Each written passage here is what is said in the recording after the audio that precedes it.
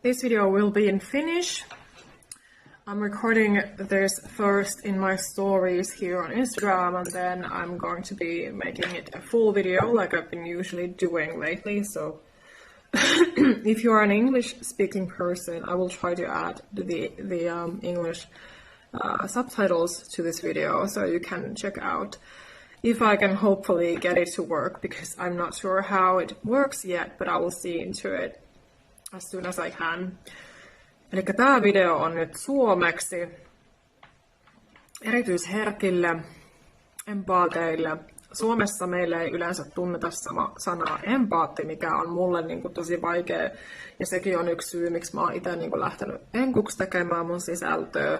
Ei ole ainoa syy, mutta yksi syy niistä, että haluan tuoda tätä enemmän. Niin tosiaan se tosiasia, että mulla on ainakin se kutsumus ja tarve tuoda tätä erityisherkkyyttä ja sitä, että kun on tämmöinen empaatti, miten mä oon sen itse suomentanut empaatti-sanaa, kun mä en löytänyt sitä yhtään mistään, kun englanniksi on empath, niin sitäkin kautta mä oon kokenut, että englanniksi löytyy yleensä enemmän sisältöä ja apua ja tukea ja näin tietoa näistä asioista. Niin mä haluan puhua suomeksi. Mietin tosiaan, tässä tuli semmoinen intuitiivinen ajatus, että jos tekisin nyt suomeksi tässä videoa, kun yleensä teen englanniksi kaikki. Mulla on tosiaan myös suomenkielinen elämänopas, jos kiinnostaa, niin tsekkaa mun Linktree Instagram-biolinkistä. Että kun olen tosiaan ihan siis suomalainen, tykkään puhua englantia, aina tykännyt käyttää englantia jo lapsesta lähtien. Koulussa jo tykkäsin, lempiaine oli ja olin siinä aina hyvä ja se on mulle tullut aina luonnostaan, sielusta ja sydämestä käyttää sitä. Ja olen sillä tavalla, vaikka olen introvertti ja erityisherkkä ja empaatti, vaikka nautin omasta rauhasta ja tarvitsen sitä mielenterveyden ja mielenrauhankin takia ja näin, mutta myös sillä tavalla olen ulospäin suuntautunut ja samaistun sillä tavalla yleensä englantia puhuviin ihmisiin, jotka mulle ainakin vaikuttaa yleensä vähän enemmän ulospäin suuntautuvemmilta kuin suomalaiset. Ainakin tämmöinen kokemus mulla on ainakin itselle ollut suurimmaksi osaksi.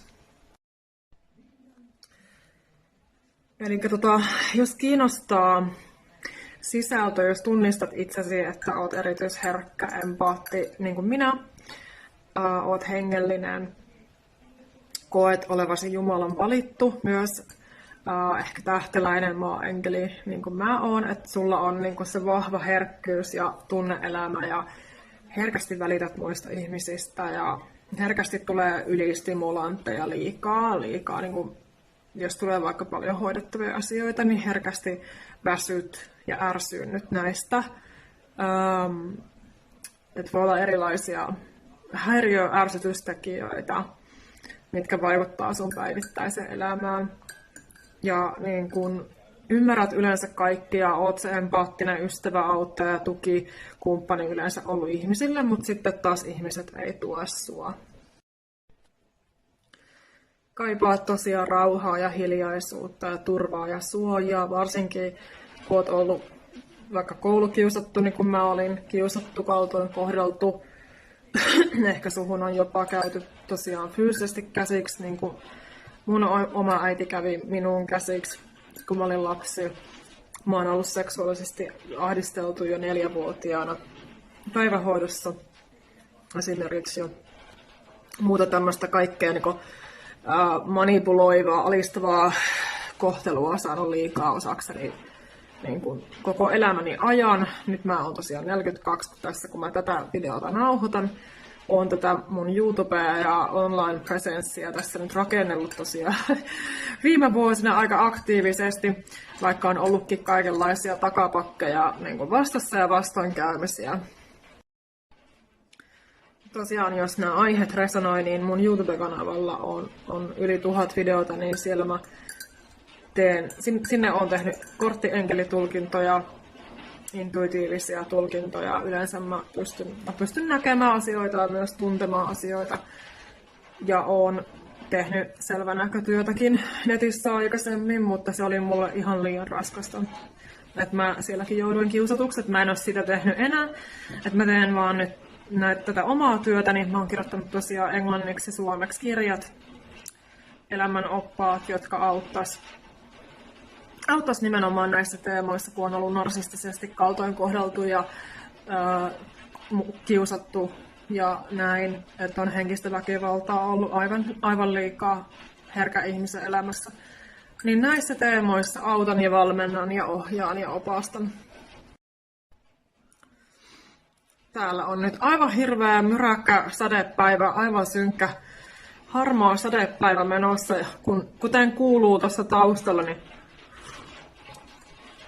ropisee nyt taas sade tulla aika kovaa.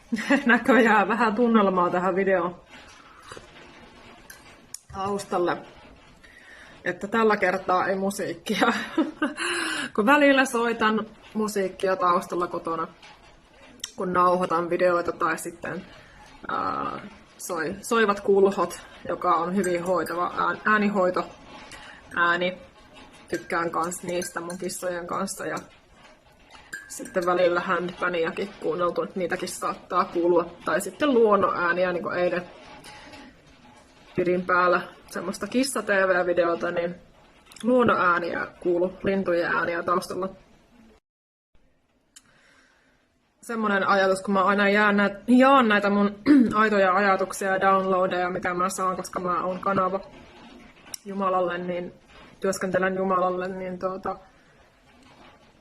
semmoinen ajatus tuli tässä näin, kun on vähän hässäkkä päivä näköjään taas tänään, että tuntuu, että mikään ei mene niin kuin pitäisi. Ja tapahtuu ihme juttuja, mitä ei aina ymmärrä, mille ei aina löydä selitystä. Kaikkeahan me ei aina tiedetä, eikä ymmärretä, eikä pidäkään. Sitten pitää niin kuin sitäkin päästä irti ja olla itselleen armollinen, että okei, mä teen tämän ja mä ymmärrän tämän ja se riittää nyt, että mä riitän semmoisena kuin mä oon. Niin kun mun laturin piuha on aika lyhyt, että mä joudun usein lataamaan, kun mä oon tehnyt teen työtä ja oon aktiivinen somessa ja teen näitä videoita, niin aika usein joudun lataamaan puhelinta. Niin tuli taas semmoinen ajatus, no tämä ajatus on ollut mulla aikaisemminkin, mutta tuli uudelleen, että jos palvelua ei ole testattu, että toimiiko se, jos tuotetta ei ole testattu, että toimiiko se, niin se on aika huono niin semmoista lähteä myymään. Ensinnäkin, ethän sä edes tiedä, mitä sä myyt, ja sitten se, että sitten kun jos asiakas ostaa sen, niin se on aika huono sitten sille asiakkaalle. Voi olla hyvin, hyvin turhauttava ja vaikea tilanne. Ja kun itse on ollut tässä aika monesti. Esimerkiksi jos joku tuote aiheuttaa mun ihossa vaikka allergisen reaktion, koska mulla on näköjään hyvin herkkä kuiva iho, tai sitten joku muu ongelma tai vika.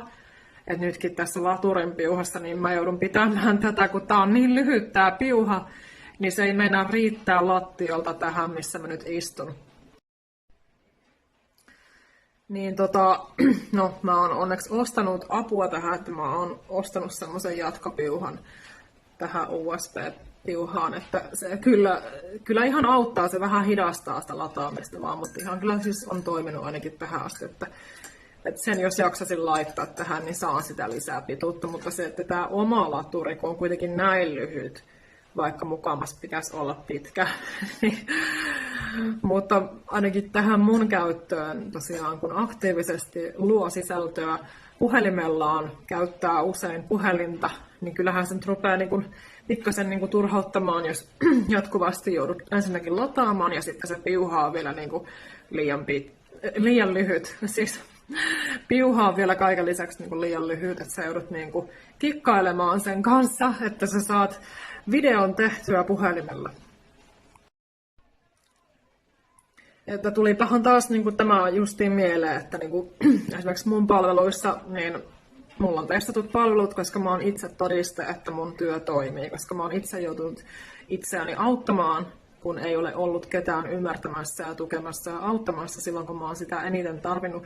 Yleensä ihmiset ovat kääntäneet mulle selän ja olleet pahimmassa tapauksessa ilkeitä ja niin kuin hyökänneet ja vaan niin kuin pahentaneet mun traumaa, mistä mä oon puhunut aika useasti englanniksi mun videoissa ja joissakin postauksissakin, että se on ihan todellinen ongelma ja aivan niin kuin turha taakka näin uhreina, kun on jo kärsinyt tarpeeksi henkistä väkivaltaa ja on herkkä, niin siihen vielä päälle tällaista kohtelua. Mutta tosiaan se, että se on täysin tosiasia, että kyllä ensin niin kuin kannattaisi ne palvelut aina jostakin testauttaa kunnolla ja tuotteet, että ne toimii, että ei kävisi mitään ikäviä yllätyksiä, että syttyy vaikka palaamaan joku sähkölaite, minkä olet just ostanut, tai tulee joku muu vika, että se hajoaakin näin äkkiä, tai jotakin tämmöistä. Tai se, että niin kuin tulee myös se mieleen, että kun itse on ollut niin kuin vaikka lääkäreiden asiakkaana tai hakenut psykologilta vaikka apua, kun mulla oli paha masennus. Hyvin syvä masennus mulla oli vuosikausia mun kaltoinkohtelun menneisyydestä, lapsuudesta lähtien johtuen. Niin se, että miten mua kohdattiin, miten mua ymmärrettiin, kun eihän mä saanut niitä. Mä en saanut mitään aitoa ymmärrystä enkä kohtaamista. Että justiin se tosiasia, että kun tarvitset kipeästi apua ja tukea ja sen palvelun tai tuotteen pitäisi toimia, se tunne, mikä siitä tulee, että sä et saakaan sitä ja sitten saat kaikkea muuta ja saat vaan pahennusta ja niin kuin, jää vaan niin kuin pahempi fiilis ja niin kuin pahimmassa tapauksessa tulee vaikka paniikkikohtaus, kun on sitä traumaa jo takana ja näin, että tulee niitä PTSD-oireita ja näin, mikä ei ole yhtään ok sitten taas omalle keholle, niin kun keho hyvin herkästi voi reagoida ja tulee kaikenlaisia oireita.